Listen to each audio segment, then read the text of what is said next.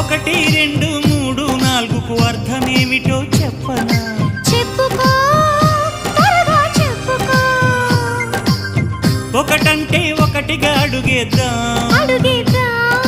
రెండంటే రెండు గుండెలను ముడిపెడదాం, మూడంటే మూడు ముళ్ళేసి ఆ తర్వాత నాలుగు కాలాల పాటు కలిసుందా.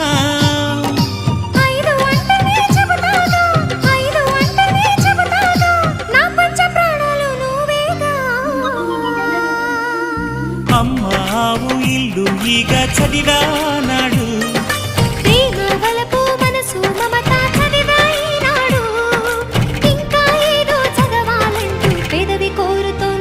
భలేగా కొత్త చదువు చదువు, ఇలా నా ముద్దు కవిత చదువు, చెలి మురిపాల కథలు చదువు.